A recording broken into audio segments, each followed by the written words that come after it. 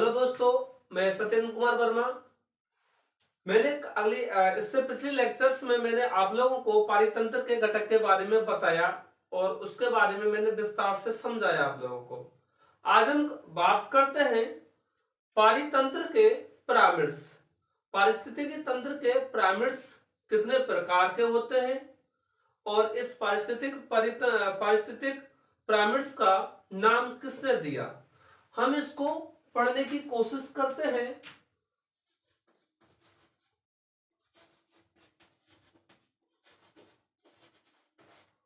पारिस्थितिकी pyramid.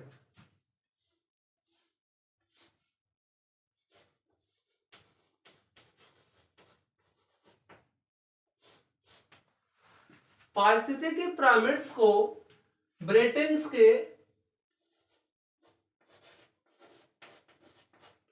Britain के प्रसिद्ध वैज्ञानिक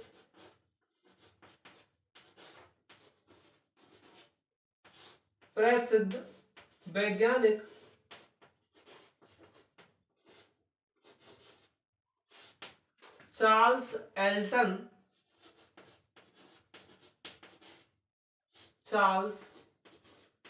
एल्टन ने पारिस्थितिकी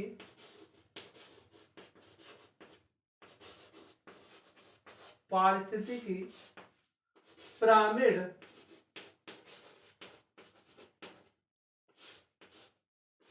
की पारिस्थितिकी पिरामिड का उपयोग किया। किसने? चार्ल्स एल्टन ने।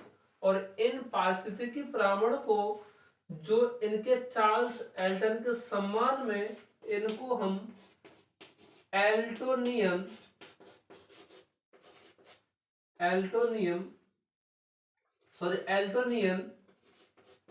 पिरामिड्स भी कहते हैं। अब इन्होंने यह बताया कि जो पारिस्थितिकी पिरामिड है ये 3 प्रकार के होते हैं। कितने प्रकार के? 3 प्रकार के। पहला है संख्या का पिरामिड। दूसरा जैव द्रव्यमान का पिरामिड।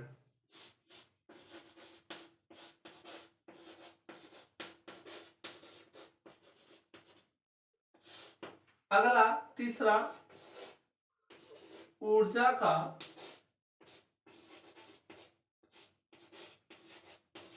पिरामिड।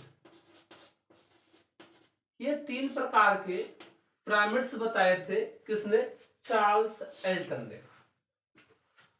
अब हम ये देखते हैं कि जो पिरामिड्स होती है ये एक त्रिभुजाकार संरचना होती है। क्या होती है? त्रिभुजाकार संरचना होती है। और इस संरचना का जो आधार है ये आधार वाला हमेशा उत्पादक का रहता है। किसका? उत्पादक का, प्रोड्यूसर का। इस उत्पादक से ऊपर प्राइमरी कंज्यूमर्स या प्राथमिक उपभोक्ता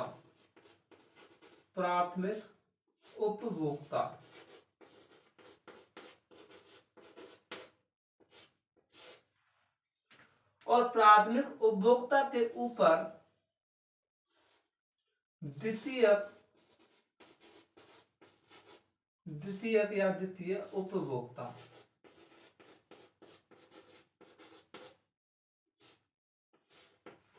और सबसे ऊपर होता है तृतीय उपभोक्ता।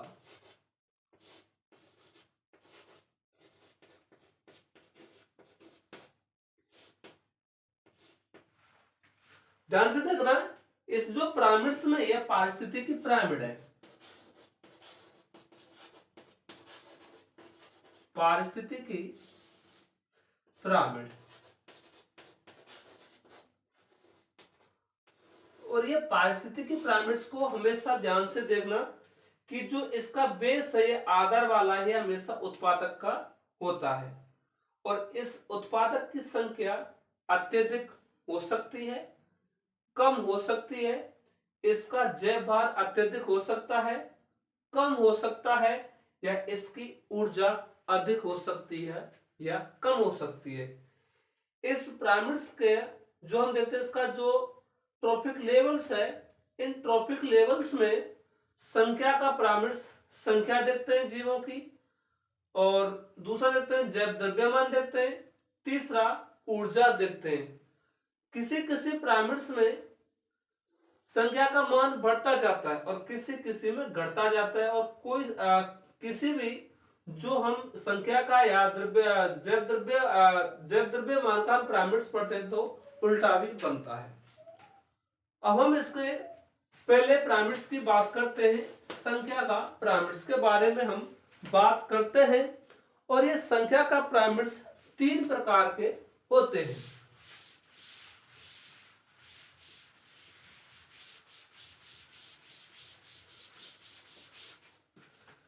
संख्या का पिरामिड पहला,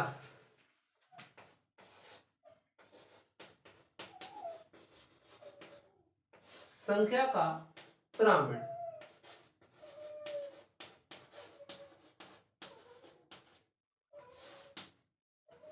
संख्या के पिरामिड्स में हम देखते हैं, इसमें संख्या का पिरामिड्स में जीवों की संख्या का आंकड़ा लगाया जाता है कि इस पिरामिड्स में देखते हैं कि उत्पादक की संख्या कितनी है, प्राथमिक उपभोक्ता की संख्या कितनी है, द्वितीयक उपभोक्ता की संख्या कितनी है और तृतीयक उपभोक्ता की संख्या कितनी है। इसके बारे में हम बात करते हैं। पहला पिरामिड्स देखते हैं जलीय पारितंत्र का। जलीय पारितंत्र में जीव संख्या का, जलीय पारितंत्र में संख्या का पिरामिड, संख्या का पिरामिड।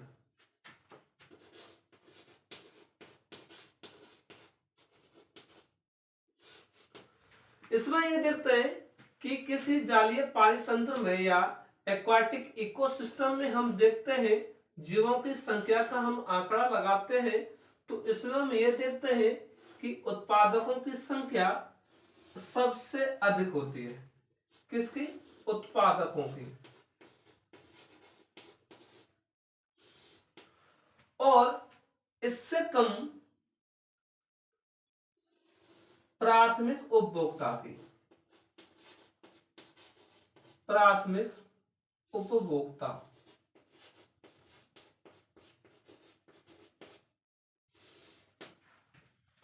और इससे कम द्वितीयक उपभोक्ता। द्वितीयक उपभोक्ता। और सबसे कम होती है तृतीय उपभोक्ता। तृतीय उपभोक्ता या चरम उपभोक्ता। अब हम इस जलीय पारितंत्र में देखते हैं जो उत्पादक होते हैं पादप प्लावक, फाइटोप्लैंक्टन्स बोलते हैं, पादप प्लावक। पादप प्लावकों की संख्या सर्वाधिक होती है और इससे कम संख्या जंतु प्लावक, जो प्लैंक्टन्स बोलते हैं इसके, जंतु प्लावक। अगला देखते हैं द्वितीय उपभोक्ता छोटी मछली। छोटी मछली। और तृतीय उपभोक्ता बड़ी मछली।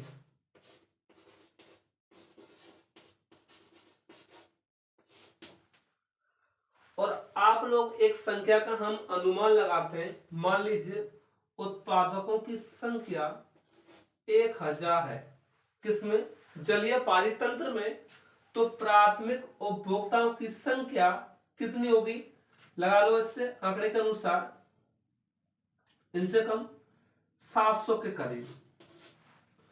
फिर छोटी मछली इस जंतु प्लावक को खाएंगे तो छोटी मछलियों की संख्या 500 और बड़ी मछलियों की संख्या 300।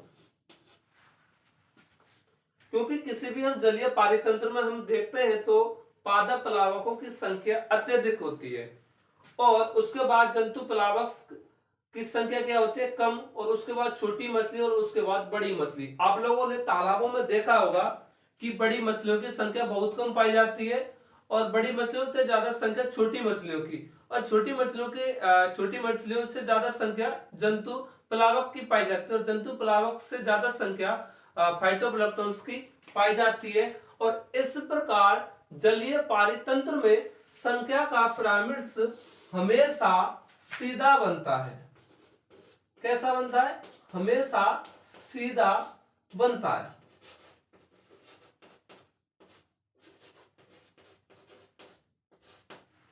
किसमें? जलीय पारितंत्र में संख्या का पिरामिड हमेशा सीधा बनता है।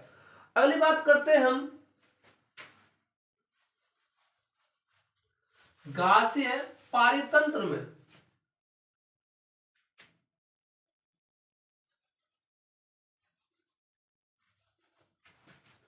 घासीय पारितंत्र में हम देखते हैं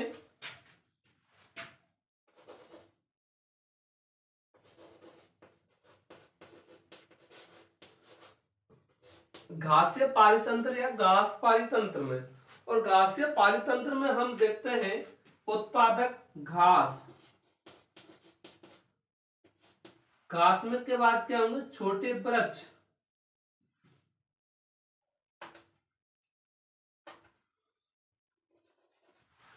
घास मतलब इसका उत्पादकों की संख्या क्या होती है? अधिक होती है, और इससे कम किसकी होती है? प्राथमिक उपभोक्ता। प्राथमिक उपभोक्ता, और उससे कम किसकी होती है? द्वितीयक उपभोक्ता, सेकेंडरी उपभोक्ता, और उससे टॉप उपभोक्ता। इनकी संख्या कम होती जाती है जब हम किसी घासीय पारितंत्र का हम अध्ययन करते हैं किसमें? संख्या का पिरामिड में, और ये हमेशा कैसा होता है? सीधा होता है। तो आप लोग एक अनुमान लगाइए कि जलीय पारितंत्र किसका? जलीय पारितंत्र तथा घास पारितंत्र हमेशा ये सीधे बनते हैं। सीधे बनते हैं किसमें? जल और घास का जो हम पारितंत्र का जो पिरामिड्स देखते हैं किसमें? संख्या का पिरामिड्स, ये हमेशा सीधे बनते हैं। अब हम बात करते हैं वृक्ष का पारितंत्र।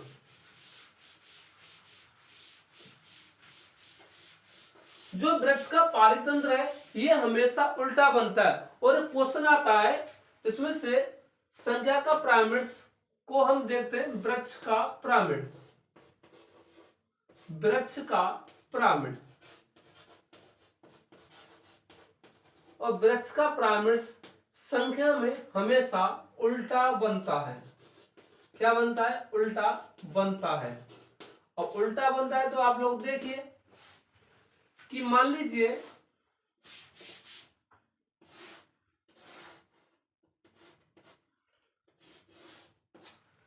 ये वृक्ष है। क्या है? वृक्ष। और वृक्ष पर क्या रह रहे? पक्षी। क्या रह रहे? पक्षी। और पक्षियों के शरीर पर क्या रह रहे? परजीवी। तो आप इसमें लगाइए संख्या, किसमें का चल रहा है? संख्या का पिरामिड। वृक्ष की संख्या 1 है और इस वृक्ष पर बहुत अधिक संख्या में क्या निवास करते हैं? पक्षी। और इन पक्षियों के शरीर पर लाखों करोड़ों की संख्या में क्या पाए जाते हैं? परजीवी। तो वृक्ष का पिरामिड हमेशा कैसा बनता है? उल्टा। तो आप लोग एक बात का हमेशा ध्यान रखना, आप लोग जब संख्या का पिरामिड पढ़ते हैं, संख्या का पिरामिड, जब आप संख्या का पिरामिड पढ़ते हैं, जलीय पारितंत्र पिरामिड, जलीय पारितंत्र पिरामिड्स और घास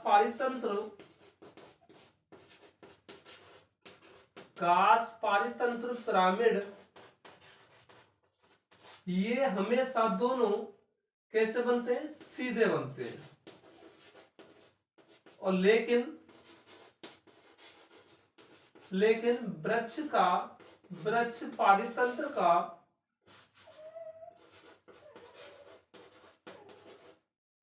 पारितंत्र का पिरामिड हमेशा उल्टा बनता है। और ये क्वेश्चन सर्वाधिक पूछा जाता है, ये वाला, कि संख्या का पिरामिड्स में किस पारितंत्र का पिरामिड्स उल्टा बनता है? वृक्ष के पारितंत्र का पिरामिड्स जो हमेशा उल्टा बनता है। यह हो गया आपका फर्स्ट वाला, संख्या का पिरामिड्स। आगे हम बात करते हैं जैव भार का पिरामिड्स।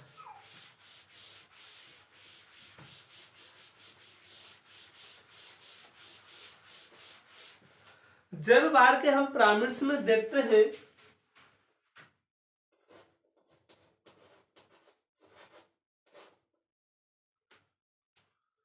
जैव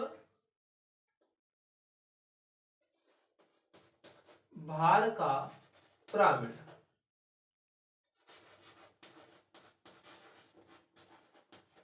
बायोमास का पिरामिड। और बायोमास के हम पिरामिड देखते हैं, जो घास का जो इकोसिस्टम है तथा वृक्ष का इकोसिस्टम है, ये हमेशा सीधा बनता है, जबकि जलीय पारितंत्र हमेशा उल्टा बनता है। किसके संदर्भ में? जैव भार के पिरामिड के संदर्भ में। किसका? घास का और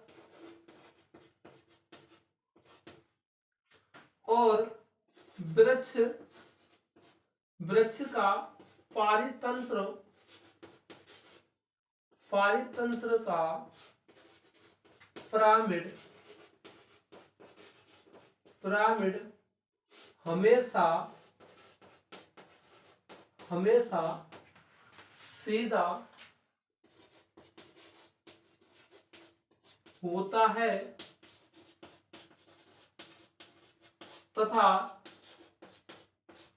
जलीय पारितंत्र का पिरामिड उल्टा बनता है। आप लोग इसमें देखेंगे कि किस प्रकार इनका जो पिरामिड्स है सीधा होता है और किस प्रकार उल्टा होता है। अब हम बात करते हैं घास के पारितंत्र का जैव भार के संदर्भ में। जैव भार के संदर्भ में हम देखते हैं उत्पादक को घास का जैव भार सबसे कम होता है। उसके बाद खरगोश का जैव भार इससे अधिक होता है। इसके बाद फोक्स का जैव भार किससे अधिक होता है? खरगोश से। उसके बाद है लोइन, शेर। और इनमें देखते हैं तो सबसे ज्यादा जो जैव भार होता है उसका बायोमास किसका होता है? लोन्स का होता है। और जो घास का जो हम पारितंत्र को देखते हैं, घास पारितंत्र का जैव भार पिरामिड हमेशा सीधा बनता है। क्या होता है? सीधा होता है। किसका? घास का पारितंत्र किसके संदर्भ में? जैव भार के संदर्भ में क्या होता है? सीधा होता है। अगला देखते हैं वृक्ष के पारितंत्र का पिरामिड्स। किसके? वृक्ष के पारितंत्र के, वृक्ष के पारितंत्र का जैव भार पिरामिड, जैव भार पिरामिड। अब हम इसका जैव भार पिरामिड देखते हैं तो इसमें जो वृक्ष का, किसका? वृक्ष का,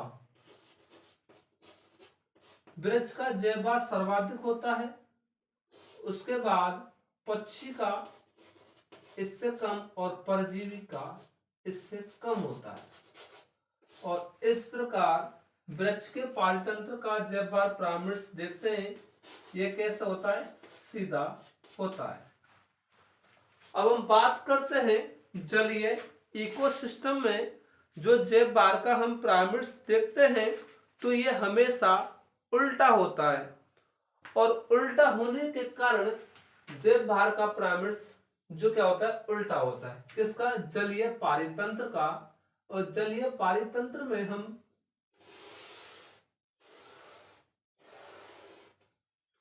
किसमें? जलीय पारितंत्र, जलीय पारितंत्र का जैव भार पिरामिड, जैव भार पिरामिड हमेशा उल्टा बनता है। अब ये उल्टा कैसे बनेगा इसको देखिए। जलीय पारितंत्र की हम बात करते हैं तो इसमें सर्वाधिक जैव भार किसका? बड़ी मछली का। इससे कम किसका? छोटी मछली का। इससे कम किसका? जंतु प्लावक का। और सबसे कम किसका? पादप प्लावक का। और हम बात किसकी कर रहे हैं? जैव भार का। अब बड़ी मछली को देखिए, उसका बायोमास सर्वाधिक होगा, फिर उसके बाद छोटी का कम होगा, इससे कम जंतु प्लावक का, और इससे कम पादप प्लावक का होता है। तो यह निष्कर्ष निकलता है कि आगे घास के पारितंत्र में जैव भार का पिरामिड तथा वृक्ष के पारितंत्र में जैव भार का पिरामिड हमेशा सीधा होता है, तथा जलीय पारितंत्र का जैव भार पिरामिड देखते हैं तो ये हमेशा उल्टा बनता है। और ये क्वेश्चंस ज्यादा पूछा जाता है, उल्टे को ही ज्यादा पूछते हैं। अब हम बात करते हैं तीसरे का।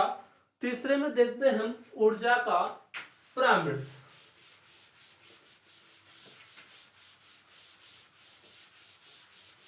ऊर्जा के पिरामिड्स में हम देखते हैं ऊर्जा का पिरामिड्स, और ऊर्जा का पिरामिड्स हमेशा सीधा बनता है। कैसा बनता है भैया? सीधा बनता है। अब सीधा बनता है तो हम देखेंगे कि जो उत्पादक जो पादप होते हैं इसमें ऊर्जा का लेवल कितना होता है।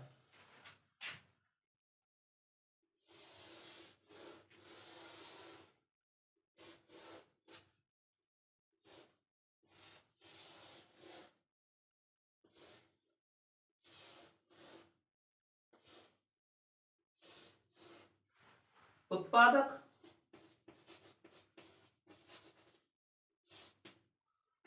प्राथमिक उपभोक्ता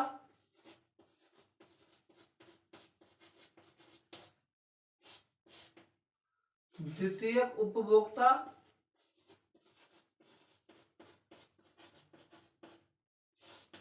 चरम उपभोक्ता या तृतीय उपभोक्ता।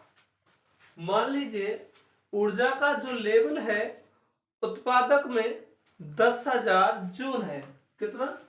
10,000 जूल है। और इससे कम ऊर्जा का लेवल्स देखते हैं प्राथमिक उपभोक्ता में 1,000 जूल है। हम द्वितीयक उपभोक्ता में देखते हैं 100 जूल है। जबकि चरम उपभोक्ताओं में देखते हैं तो ये 10 जूल है। और ऊर्जा का जो नियम दिया था 10%, ऊर्जा का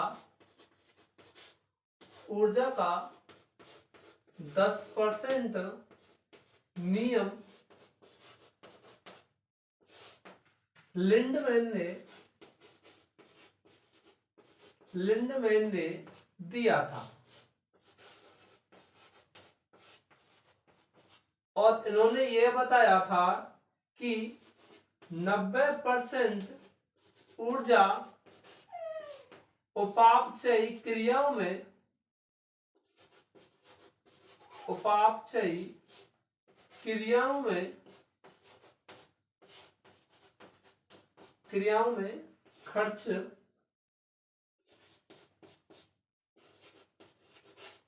खर्च हो जाती है तथा 10% ऊर्जा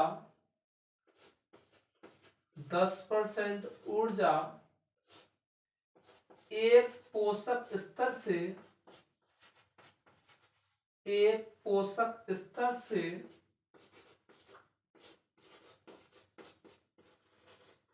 दूसरे पोषक स्तर तक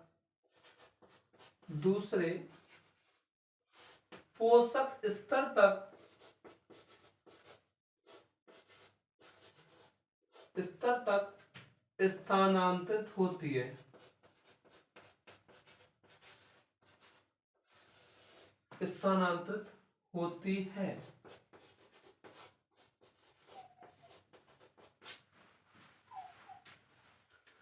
समझ में आया?